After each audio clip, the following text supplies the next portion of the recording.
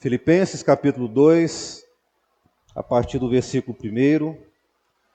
Se há, pois, alguma exortação em Cristo, alguma consolação de amor, alguma comunhão do Espírito, se há entranhados afetos e misericórdias, completai a minha alegria, de modo que penseis a mesma coisa, tenhais o mesmo amor, sejais unidos de alma, tendo o mesmo sentimento. Nada façais por partidarismo ou vanglória, mas por humildade, considerando cada um os outros superiores a si mesmo. Não tenha cada um em vista o que é propriamente seu, senão também cada qual o que é dos outros. Tende em vós o mesmo sentimento que houve também em Cristo Jesus, pois ele, subsistindo em forma de Deus, não julgou como usurpação o ser igual a Deus. Antes, a si mesmo se esvaziou, assumindo a forma de servo, tornando-se em semelhança de homens e reconhecido em figura humana. A si mesmo se humilhou, tornando-se obediente até a morte, e morte de cruz. Pelo que também Deus o exaltou sobremaneira e lhe deu o nome que está acima de todo nome, para que ao nome de Jesus se dobre todo o joelho, nos céus, na terra e debaixo da terra, e toda língua confesse que Jesus Cristo é Senhor, para a glória de Deus Pai. Amém. Glória a Deus. Queridos, como eu disse, nessa manhã eu quero fazer uma exposição aqui na carta de Paulo aos Filipenses, desses 11 versículos que lemos. Por isso que eu pedi que os irmãos mantivessem a Bíblia aberta, porque nós vamos analisar versículo por versículo e entender o que Paulo, ao escrever à igreja de Filipos, ele quis deixar como ensino, como doutrina, para as nossas vidas aqui nessa manhã. Mas se os irmãos me permitem, a título de introdução aqui, eu quero fazer aqui algumas considerações acerca da igreja de Filipos, os filipenses, para que os irmãos tenham conhecimento da relevância e da importância que essa igreja de Filipos, ela teve ali naquela época, e ela tem no contexto bíblico, naquilo que Deus inspirou o apóstolo Paulo para deixar o ensino não só para aquela igreja ali na época, mas para nós aqui nessa manhã. Pois bem, queridos, Filipos, para os irmãos terem uma noção, era uma cidade localizada na Macedônia, no norte da Grécia. Cidade de grande relevância naquele tempo ali, que Paulo ali vivia. O apóstolo Paulo, meus irmãos, ele, em sua segunda viagem missionária, ele planta uma igreja ali naquela cidade, em Filipos.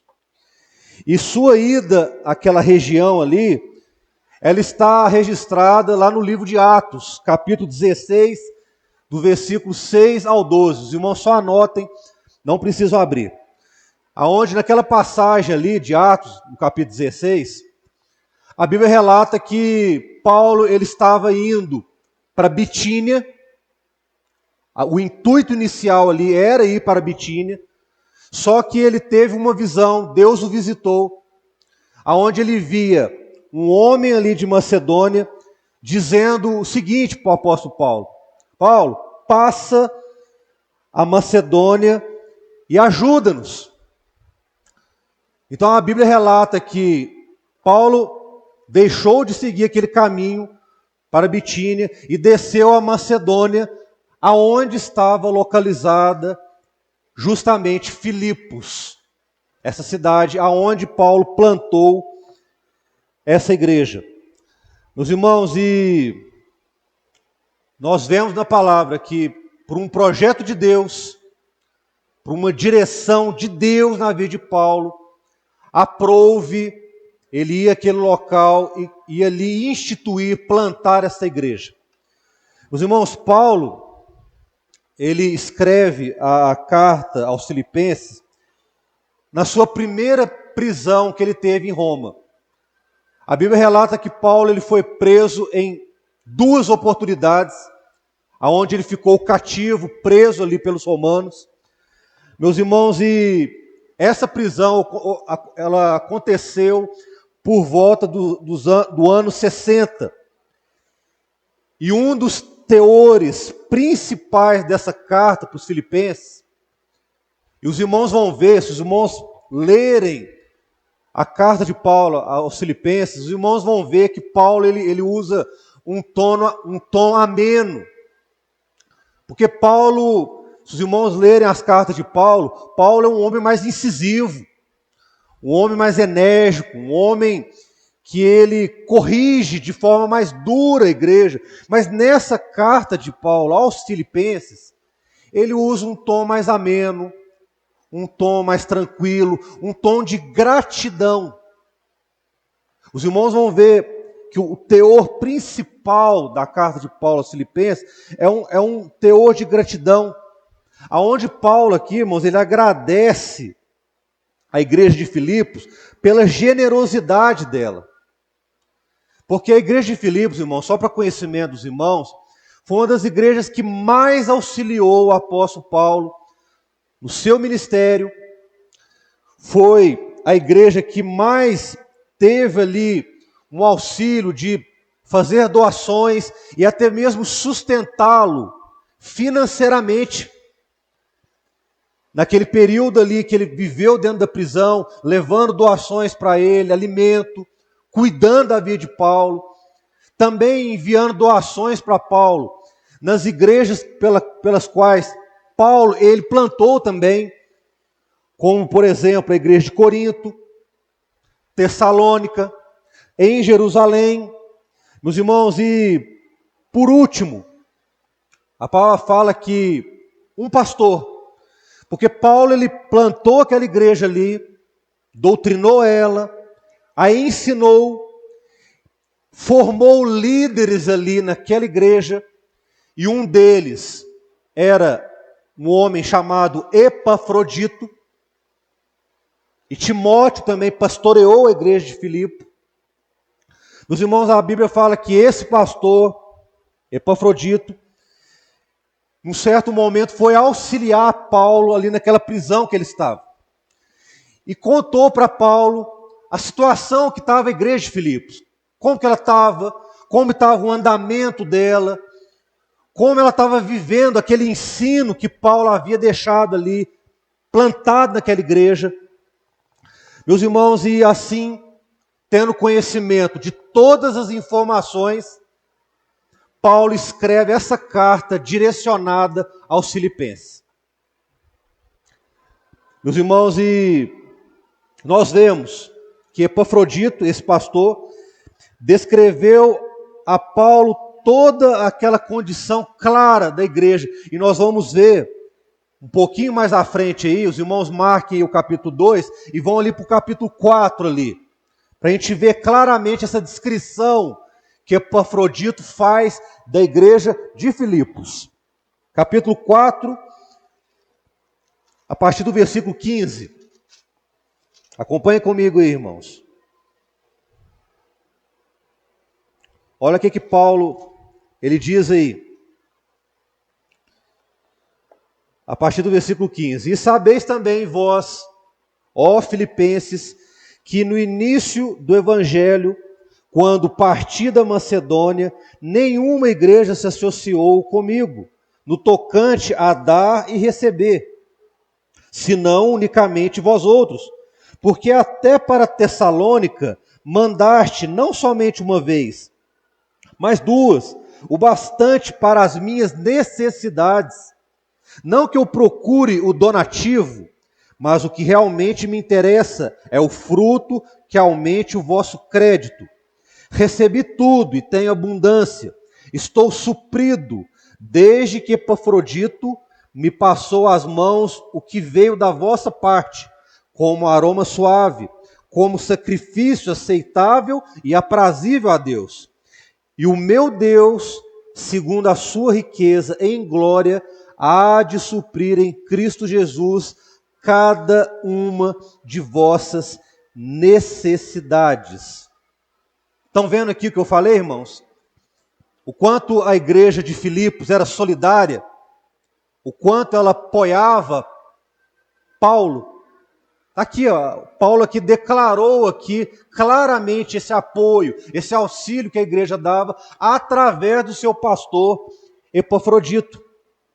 Meus irmãos, e de fato agora, sabendo o contexto aqui desta passagem e como que o apóstolo Paulo ali, ele escreveu essa carta, tendo as notícias da igreja, nós vamos aqui começar a aplicar nessa manhã, no capítulo 2, aí, a partir do versículo 1.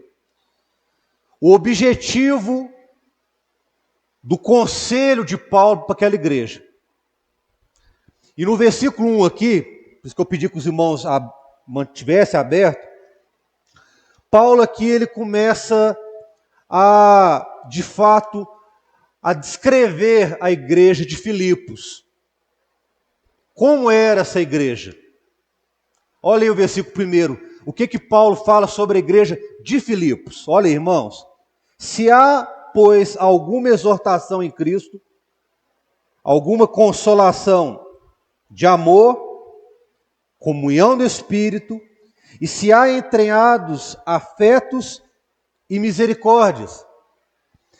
Então aqui, meus irmãos, Paulo fala que a igreja de Filipos era uma igreja pela qual havia exortação, havia comunhão no Espírito, havia nela amor, afeto, misericórdia. Era uma igreja saudável.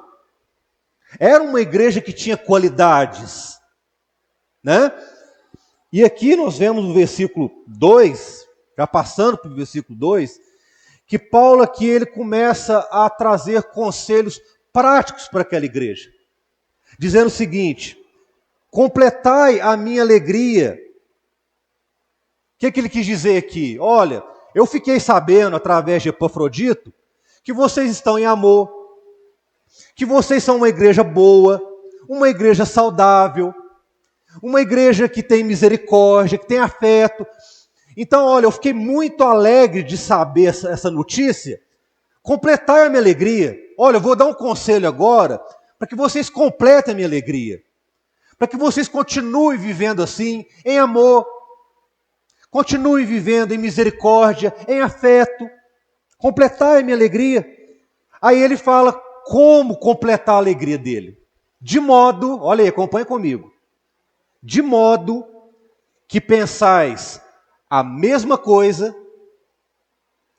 tenhais o mesmo amor, sejais unidos de alma, tendo o mesmo sentimento.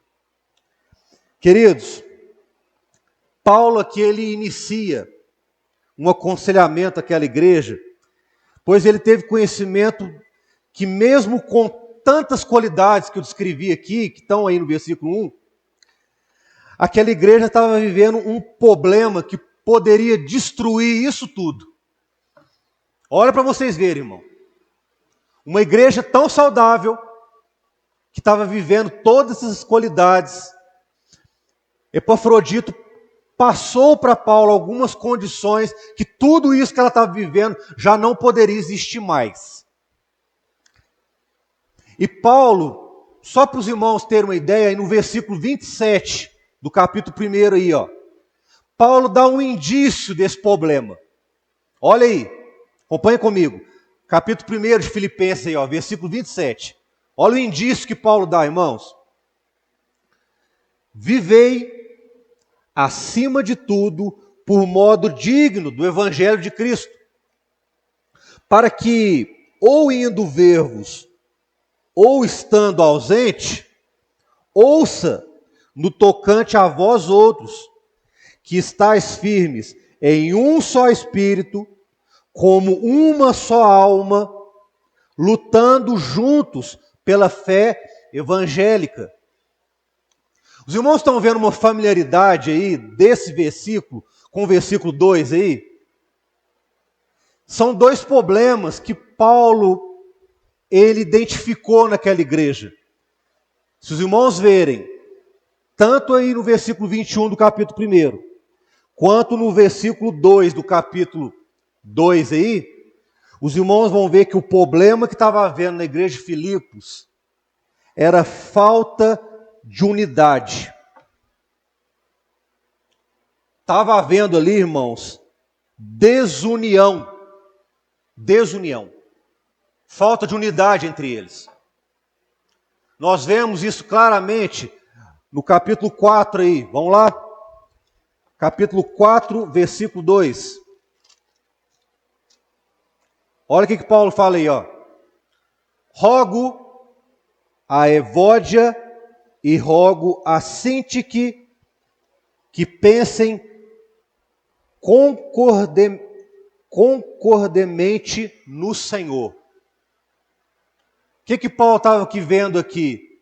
Que essas duas mulheres, Evódia e Sintique, estava vendo ali uma divergência entre elas. Os pensamentos dela não estavam alinhando. Não estava havendo unidade. Só que o problema aqui, irmãos, é que essas duas mulheres eram mulheres que estavam ali na liderança da igreja. É como se fossem mulheres que estavam à frente, mulheres de oração, mulheres piedosas. Eram mulheres, irmãos, que não poderia haver esse tipo de divergência, de discussão, de briga. Eram ali mulheres, exemplo para aquela igreja. Então os irmãos estão vendo que Paulo aqui, meus irmãos, ele vê essa falta de unidade e ele começa a trazer conselhos práticos para que ele ali fosse dissipado. Só que eu quero abrir aqui um pequeno parênteses, irmãos, para dizer para os irmãos aqui nessa manhã.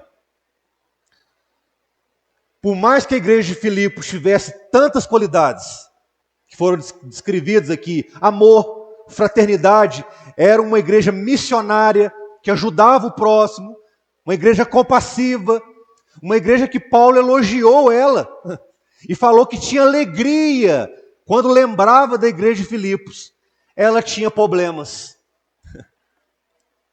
Então eu quero dizer para os irmãos, não existe igreja perfeita. Se os irmãos têm essa ilusão na cabeça, porque é uma ilusão. Porque neste mundo, irmãos, não existe nenhuma igreja perfeita. Toda igreja tem problemas. Toda igreja tem problemas. Toda igreja tem situações que ela vive no cotidiano dela. Por mais boa que ela seja. Por mais, às vezes, experiente. Pode ser uma igreja de anos, de 15, 20, 30 anos, não importa o tempo. Por mais saudável que essa igreja seja, ela tem problemas. Muitos problemas. Muitos problemas. Ou seja, queridos, nessa vida, em qualquer igreja que os irmãos possam ir, por mais saudável que ela esteja, coloque isso na cabeça. Não existe igreja perfeita. Não existe, queridos. Por quê? Porque há pecadores dentro dela. Eu e você. Todos nós que pecamos e falhamos. Então, onde há pecadores, há problemas.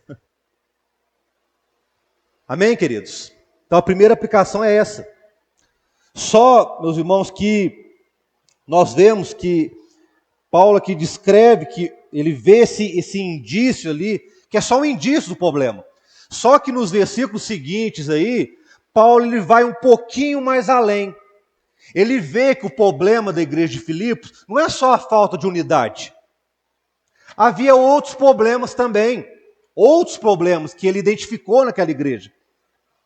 E que esses problemas, queridos, nessa manhã, podem ser de fato, podem ser problemas que podem atingir a nós.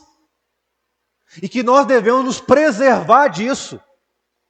E mais, fazer totalmente o contrário disso. E isso, queridos, parte de mim e de você. Para que uma igreja ela seja saudável e que ela fuja desse tipo de problemas, ela começa da liderança da igreja, há uma responsabilidade muito grande sobre nós como ministério, sobre os líderes da igreja, os diáconos, os obreiros dessa igreja, os líderes dos pequenos grupos, os líderes dos departamentos da igreja, de homens, mulheres, professores. E isso vai se estendendo sobre cada irmão, cada irmã, sobre cada membro. É responsabilidade de cada membro, a cada dia viver o evangelho simples e puro de Cristo. E esses conselhos, irmãos, que nós vamos elencar aqui nessa manhã. Porque eu creio, queridos, que do mesmo modo que Paulo escreveu a carta à igreja de Filipos, essa palavra ela é viva e eficaz, e ela vai atingir a nossa vida aqui nessa manhã. Para quê? Para que saiam daqui homens e mulheres melhores, crentes melhores, e com uma mente, um coração mais aberto, mais flexível, para viver somente a vontade de Deus, irmãos. Porque os irmãos vão ver aqui as aplicações que Paulo aqui fez, que não havia só o problema de falta de unidade na igreja de Filipos, mas havia ali presunção, egoísmo, espírito de reclamação, individualismo, partidarismo e vanglória. Queridos, essas coisas, isso mina uma igreja. Isso traz separação, dissensão. Isso estava acontecendo na igreja de Filipos. Meus queridos, pasmem, por incrível que pareça, estava acontecendo isso justamente na igreja de Filipos.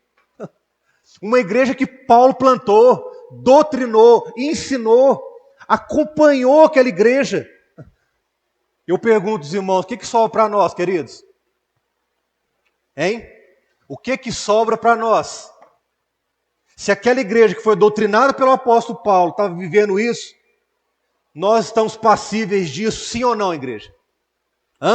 De ter presunção, falta de unidade, egoísmo, espírito de reclamação, individualismo, partidarismo. Mas em nome de Jesus, nós vamos aprender cada detalhe desse aqui, vamos fugir disso e vamos procurar ser uma igreja para a glória de Deus. É o que queremos. O objetivo é esse. Amém, igreja? Pois bem, então, acompanhe comigo, vamos acompanhar juntos aqui o raciocínio de Paulo. O que ele estava querendo dizer para a igreja de Filipos? Então, no versículo 1, só relembrando um pouquinho, Paulo aqui ele ratifica as qualidades da igreja de Filipos.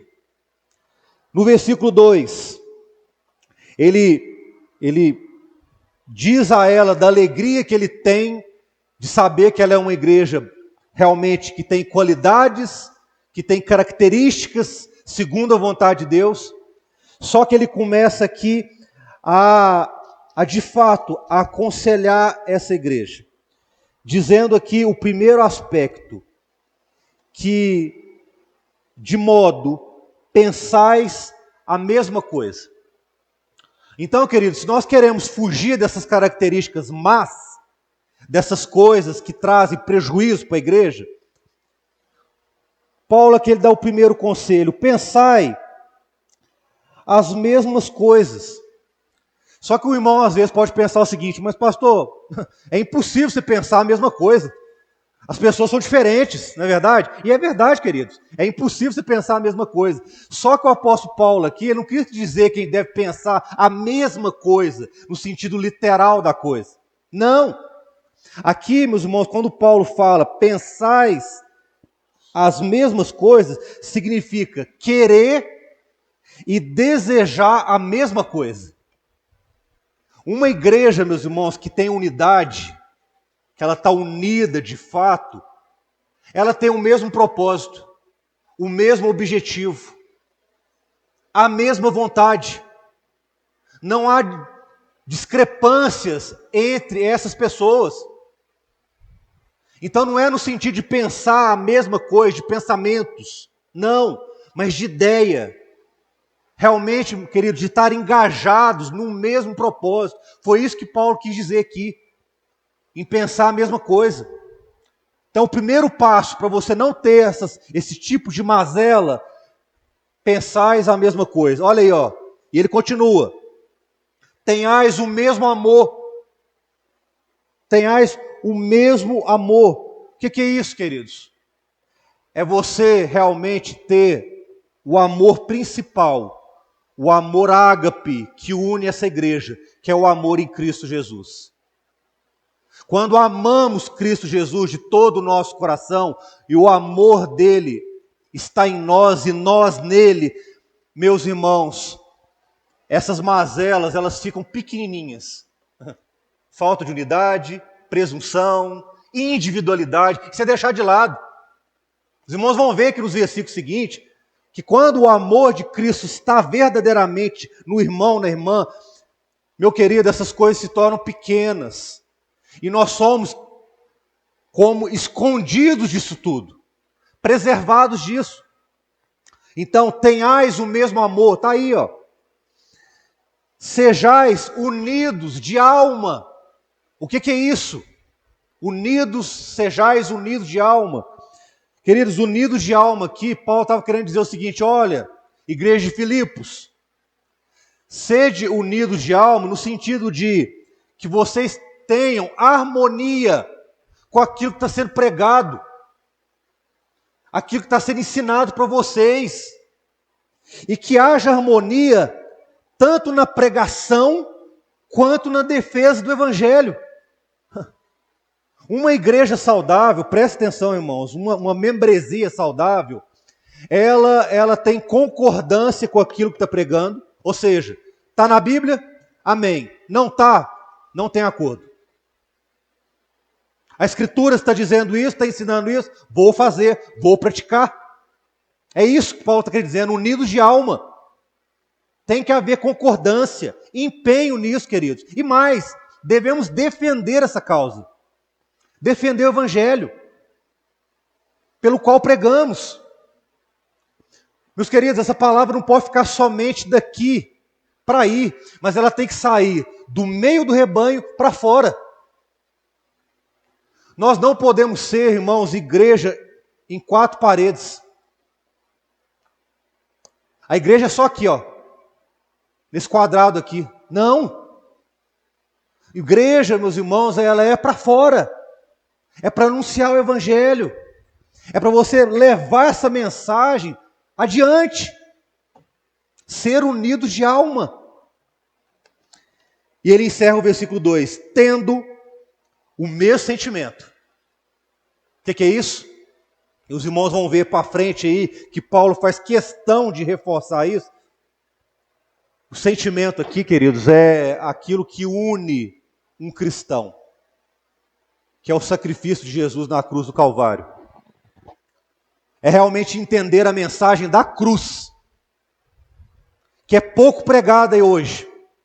Hoje se fala muito de prosperidade, fala-se muito de hipergraça, fala-se muito de uma teologia coach, e o Evangelho a mensagem da cruz, cada vez mais está ficando de lado. E isso atrai pessoas. Você vai olhar essas igrejas aí, irmão, está lotada de gente. Está lotada de gente. Pode ir hoje à noite em qualquer dessas igrejas, está lotada de gente. O pessoal ama isso. Esse show gospel, aonde há figuras egocêntricas ali que estão em pauta e aparecendo, e Jesus está ficando cada vez mais escondido. Não é isso que Deus quer para nós, queridos. Ou seja, tende o mesmo sentimento. Amém, igreja? Vamos avançar para o versículo 3. Vamos lá? Olha o que o versículo 3 fala aí. Paulo dá os conselhos aqui, né? Como se preservar disso. Aí ele vai direto na ferida. Quais são os problemas? Quais são os problemas aqui que aquela igreja vivia? Olha aí, ó.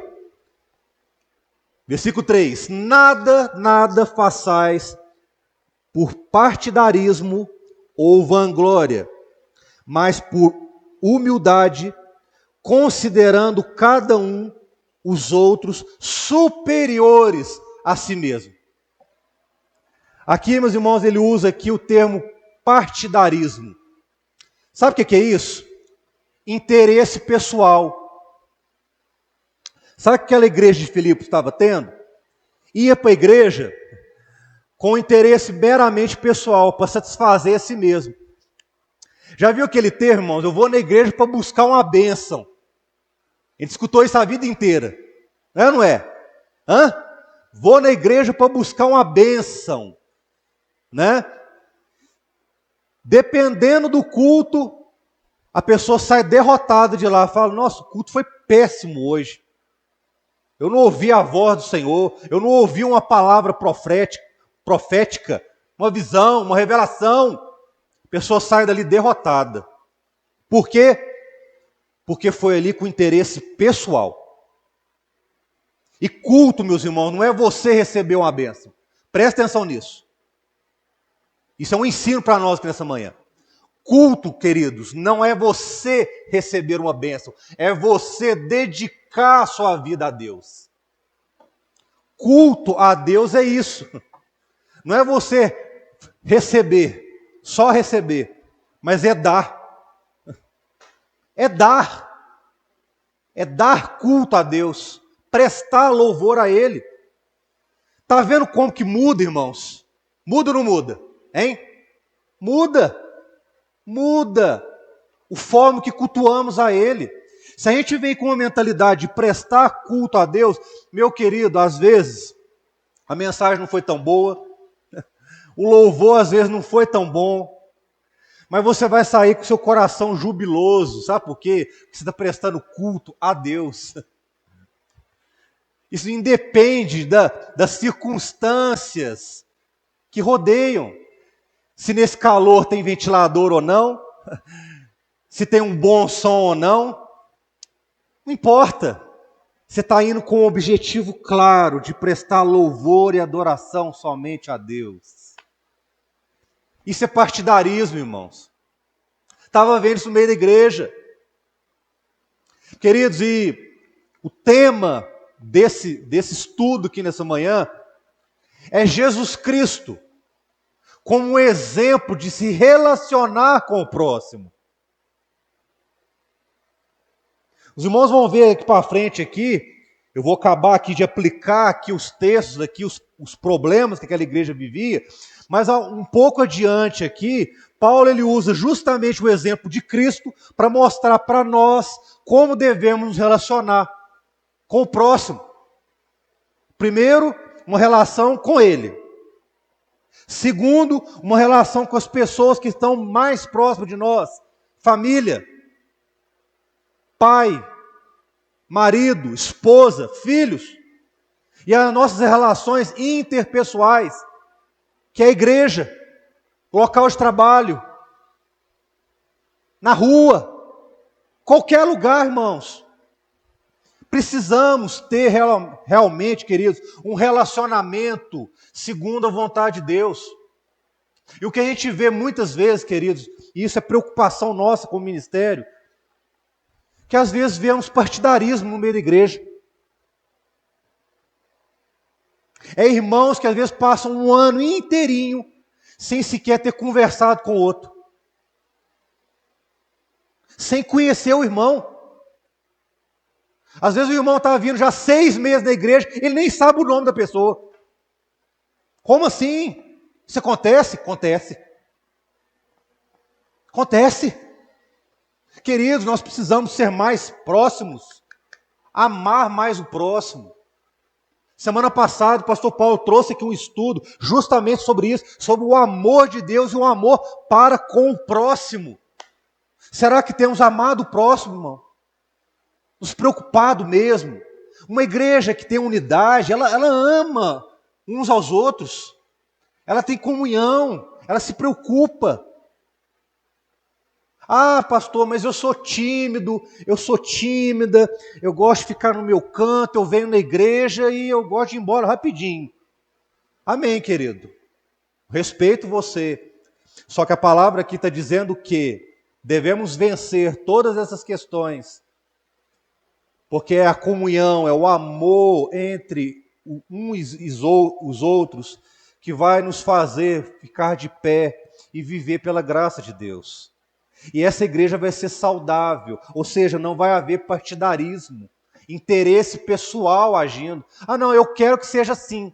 Ah, eu quero que faz assim. Não, querido, não é a minha vontade que vai prevalecer, não é a vontade do pastor Winston, do pastor Paulo, não é a sua vontade como membro. Olha, eu tenho o direito de falar que tem que ser assim, assim, assado. Não, peraí. Uma igreja saudável que tem que prevalecer é a vontade de Deus. É Cristo governando ela. Então vamos avançar, que o tempo é curto. A igreja de Filipos havia partidarismo, e ele usa um outro termo aqui, no versículo 2, acompanhe comigo. Ou vanglória. Vanglória. O que é isso? Estava tendo na igreja de Filipos. Olha aí, vanglória. O que é? O que estava vendo ali entre os irmãos ali? É uma opinião excessivamente boa acerca de si mesmo. Eu sou bom, eu faço isso bem, né? É uma forma de se orgulhar-se em demasia de suas próprias qualidades e aptidão pessoal. É a pessoa falar assim, nossa, eu canto demais. Nossa, eu prego muito. Nossa, sem eu, as coisas não vão andar. Ou o contrário. Ah, não, a igreja não precisa de mim. Ah, eu não vou lá no culto sábado, não. Ah, porque já tem gente lá já. Os irmãos estão lá, não, eu não vou não. Vou só no domingo à noite. Vanglória é isso, querido. Estava acontecendo na igreja de Filipe. Estava acontecendo na igreja de Filipos, irmãos.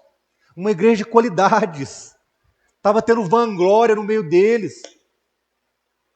A autossuficiência é a pessoa achar, eu sou bom, eu sou tal, que nada. Queridos, devemos ter humildade, não somos nada. Não somos nada. Aqui nessa manhã tem um grupo de pecadores reunidos aqui, e esse pregador que vos fala, pecador falho, eu só estou aqui trazendo essa palavra para os irmãos debaixo de misericórdia e graça. Senão eu não estaria aqui, irmãos. Não deve haver vanglória, toda glória é dada a Deus, somente a Deus. É Ele a causa dessa igreja estar de pé, dessa igreja estar viva. Foi a causa que a igreja de Filipos avançou. Mesmo tendo partidarismo e vanglória, ela avançou porque ela escutou os conselhos que Deus inspirou o apóstolo Paulo para deixar para ela. Fuja de partidarismo, de interesse pessoal, fuja de vanglória, irmão. A pessoa chega no você e fala assim, nossa irmã, você canta muito, hein? Estou dando um conselho prático aqui para vocês, tá? Você canta muito, hein? Nossa, você fala bem. Você vai falar assim, somente Deus. Você não vai nem agradecer para não subir nenhum sentimento de vaidade em você. Você vai falar assim, irmão, graça e misericórdia do Senhor. Se eu tenho essa voz, Deus me deu. Se eu falo bem, Deus me capacita. Se eu prego bem, é Deus, somente Deus. Eu, zero. Mas Deus é tudo. Ele é tudo. Amém, irmãos? Fujam de vanglória. Vamos continuar. Mas por humildade, considerando cada um os outros superiores a si mesmo. Terceiro conselho. Querido, nunca ache que você é melhor que o outro. Por mais que você tenha muitas qualidades, Paulo está ensinando aqui, sempre considere que o outro está superior a você. É isso.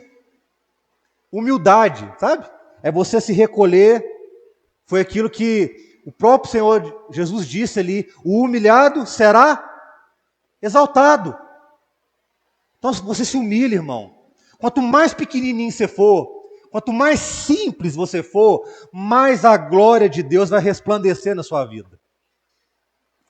Foi isso. Então, quando te abordarem, sempre tem esse sentimento, não, o outro irmão, não, é isso mesmo, está tudo certo. Tenha simplicidade, irmão, de reconhecer isso. Versículo 4. Não tenha cada um em vista o que é propriamente seu, senão também cada qual o que é dos outros. Essa aqui é difícil, hein? Essa é difícil. Porque nós, ser humano, nós somos egoístas. A verdade é essa. O que está em nós é egoísmo. A gente pensa em nós primeiro, para depois pensar nos outros. Não é isso, irmãos? Sim ou não? Hein? É ou não é? Não, eu vou fazer o meu primeiro aqui, e se der um tempinho, Paulo está ensinando aqui que é o contrário. Nós devemos pensar no próximo primeiro. Abdicar daquilo que é nosso eu. Abdica, irmão. Ame mais o próximo. Ore mais pelo próximo. Se dedique mais pelo próximo. Ajude mais pessoas. Seja mais compassivo. Pois bem, a partir do versículo 5, queridos, aí Paulo aqui, ele disse que as razões, os problemas daquela igreja, a presunção, o egoísmo, o partidarismo, as relações que eram um pouco distantes na igreja, as relações eram um pouco distantes. Paulo apontou, tocou lá na ferida. Ó, igreja, o erro está aí. Agora, como que vocês vão ter uma relação melhor com o seu próximo, na igreja? Como que não vai ter partidarismo mais? Aí Paulo pega o exemplo dos exemplos, Cristo Jesus, nosso Senhor. Olha que maravilha. Versículo 5 em diante aí, ó. Ele usa, meus irmãos, realmente de teologia, de sã doutrina para resolver um problema prático na igreja. E é isso que nós estamos fazendo aqui nessa manhã, irmãos. Se isso está acontecendo aqui no nosso meio, se há partidarismo, se há falta de unidade, se há problemas de relacionamento, se os relacionamentos estão distantes aqui na igreja, o que estamos fazendo aqui? Trazendo a sã doutrina para que esse grupo que está aqui, principalmente, porque os irmãos vão ver depois. Há irmãos que estão nos vendo agora. Só que o principal está atingindo nós aqui nessa manhã. Se está acontecendo esses problemas, meus queridos, nós somos os primeiros a mudar essa história. A começar a fazer diferente. É eu e você, irmão. É eu e você. E está aqui conosco nessa manhã, que estamos escutando essa palavra. E Paulo usa aqui, meus irmãos, a sã doutrina para resolver um problema prático na vida da igreja de Filipos, utilizando o que é considerado um hino cristológico. Porque essa parte aqui, do versículo 5 ao 11 do capítulo 2, na teologia, é considerado um hino, queridos, um hino cristológico, aonde aqui é um hino de adoração e exaltação a Cristo, aonde vemos, irmãos, que na primeira parte aqui, do versículo 6 ao versículo 8, a humilhação de Cristo, o quanto ele foi humilhado, rejeitado, deixado de lado. E do versículo 9 ao versículo 11, a exaltação dele. Ou seja, é um hino cristológico que ele vai em sentido de descida. Ele vai só descendo, descendo, na humilhação, na vergonha, na tristeza. E depois ele vai como um V. Ele vai subindo, exaltando a imagem de Cristo. Para quê? Para mostrar para nós que ele é o exemplo de relacionar-se com o próximo, com o irmão que está do seu lado aí, ó. Que até hoje você não chegou e deu ele um simples graça e paz. Ou que você não sabe a luta que ele está vivendo. Amemos, meus irmãos, uns aos outros.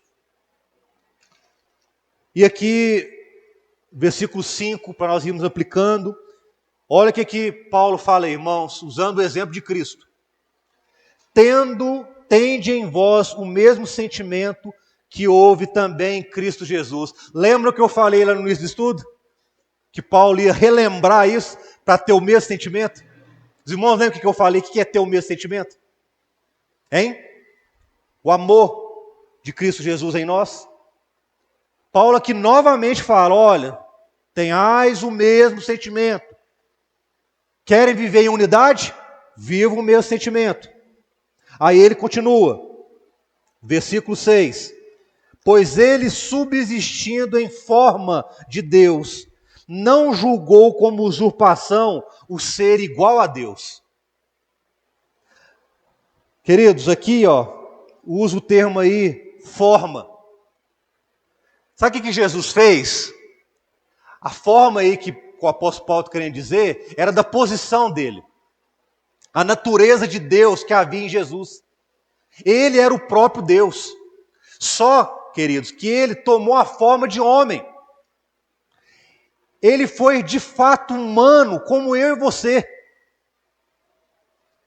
Ele não se vangloriou, olha aí o versículo 6 ele está dizendo, que ele não julgou como usurpação ser igual a Deus. Sabe o que é isso, queridos?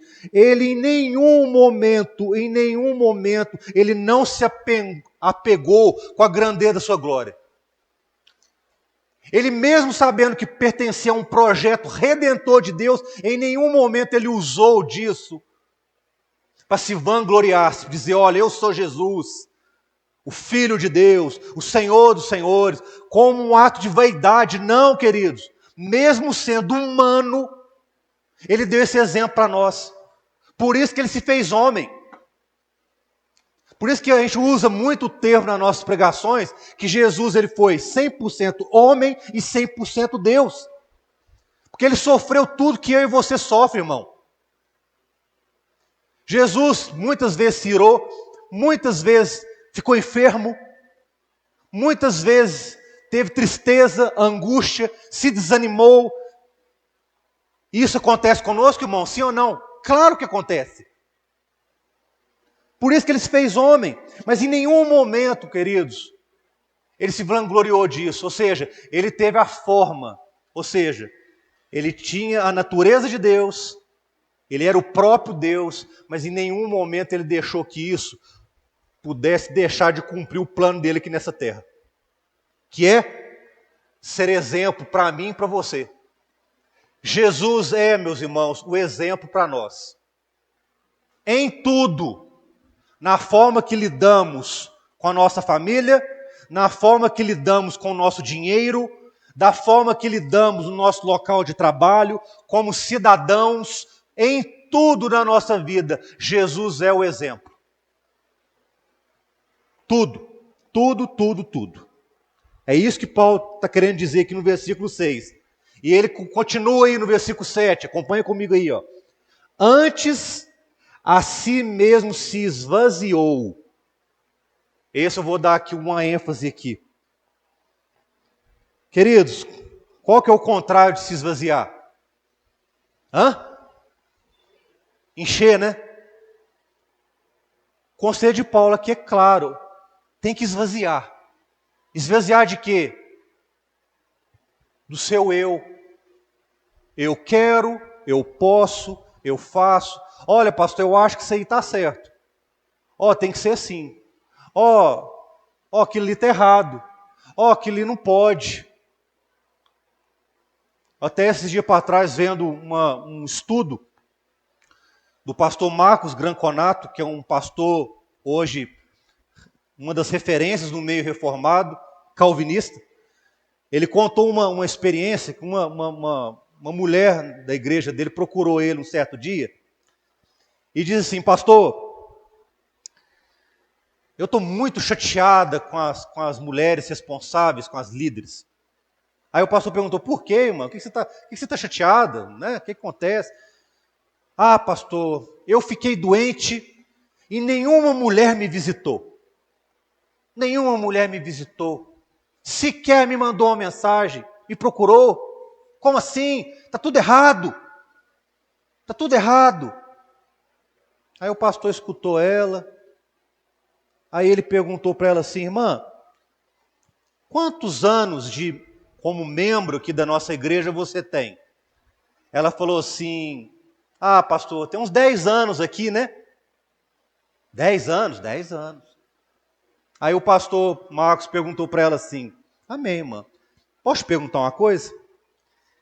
Nesses 10 anos de membresia sua aqui na nossa igreja, quantas vezes você visitou uma pessoa que estava enferma? Ou prestou um auxílio para essa pessoa?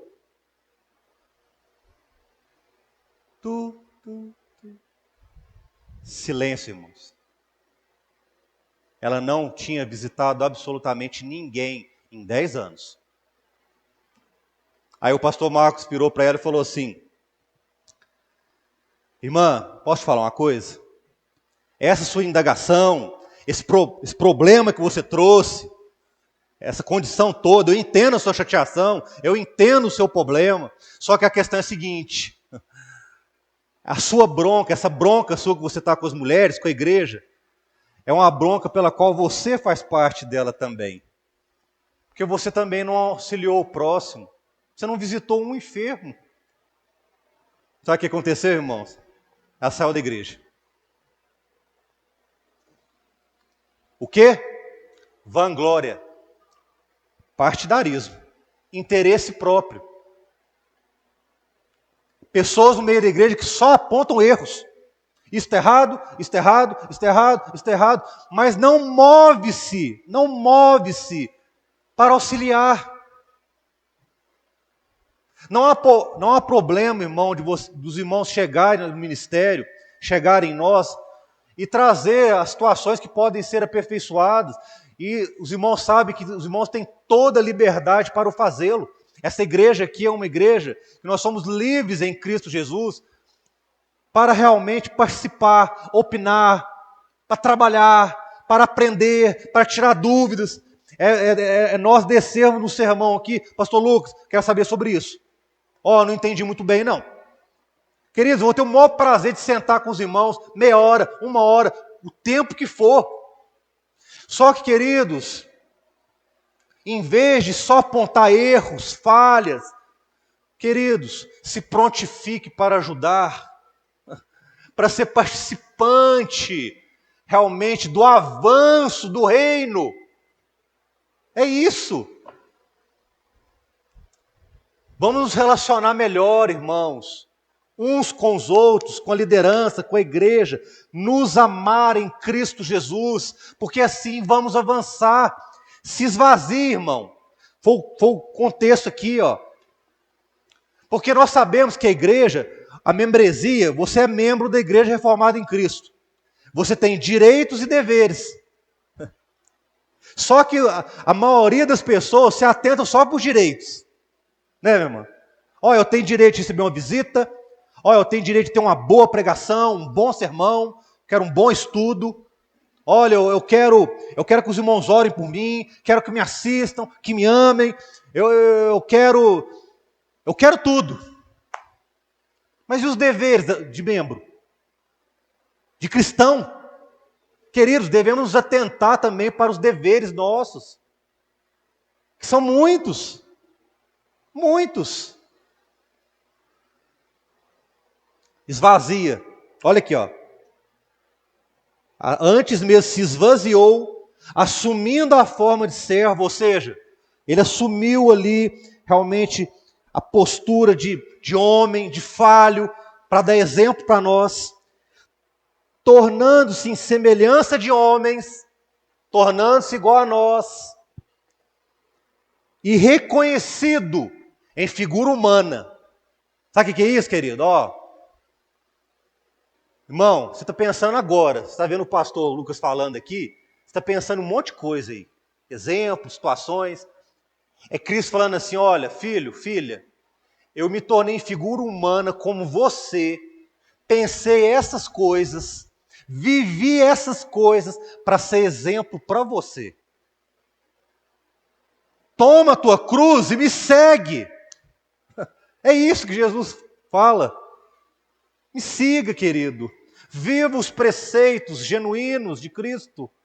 Viva a minha graça, viva a minha misericórdia, viva os atributos de Deus que nós temos aprendido aqui, irmãos. Esses sermões não podem simplesmente se perder nos domingos à noite. Não! Pega o que você tem aprendido dos atributos de Deus e traga consigo. E finalizando, indo para o final do nosso sermão, do estudo dessa manhã, ele, no versículo 8 aí, a si mesmo se humilhou, tornando-se obediente até a morte, e a morte de cruz. Aqui Jesus está dizendo o seguinte, olha, ele foi obediente às leis de Deus, ele foi obediente a tudo que Deus tinha feito para ele. Só, meus irmãos, que uma coisa, Jesus foi mais obediente ainda. A mensagem que ele traria para nós. Sabe por quê? Porque ele sabia que a mensagem da cruz transformaria as nossas vidas. Transformaria a igreja.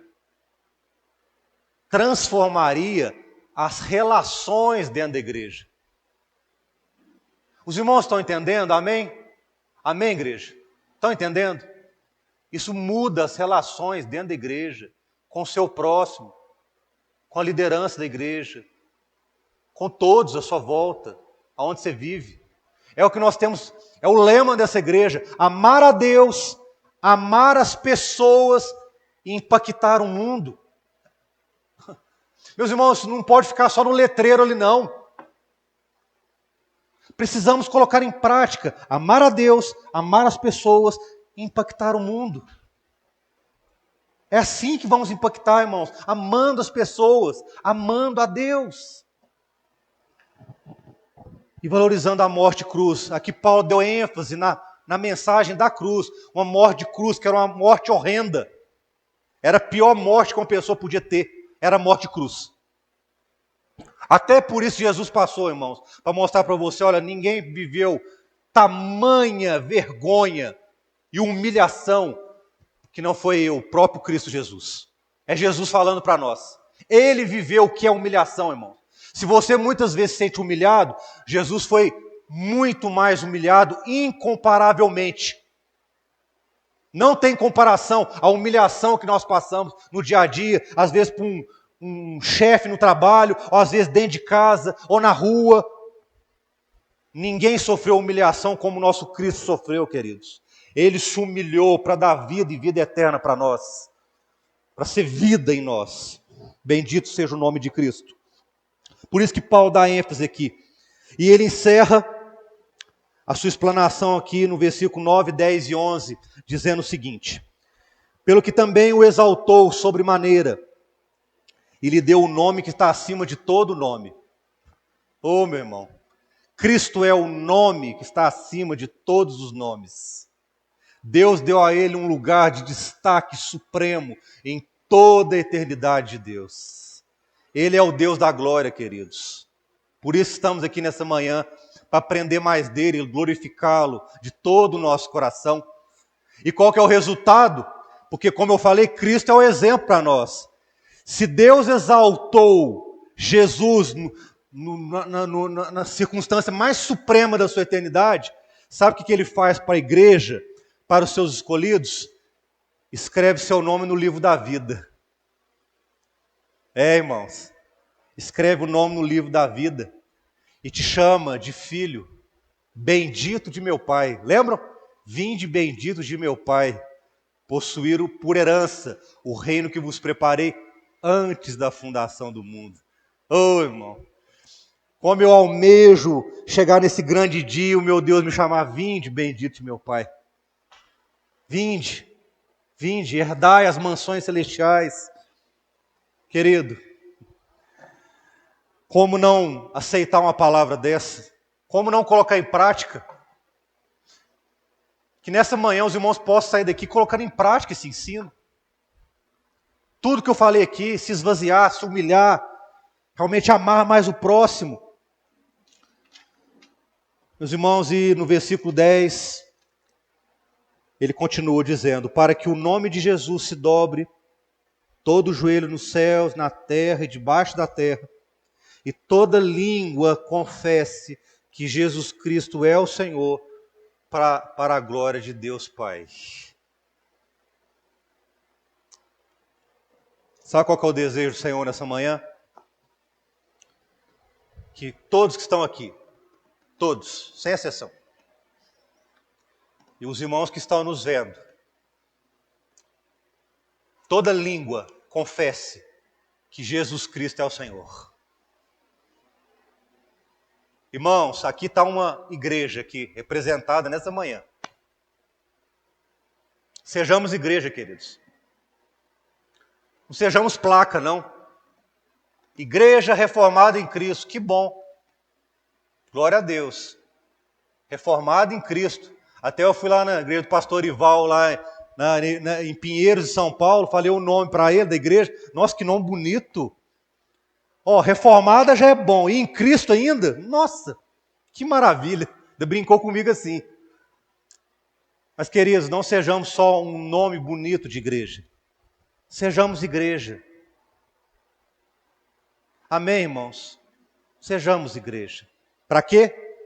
Para que toda língua confesse que Jesus Cristo é o Senhor. Ou seja, vivendo para a glória de Deus. É o que escutamos muito aqui, né?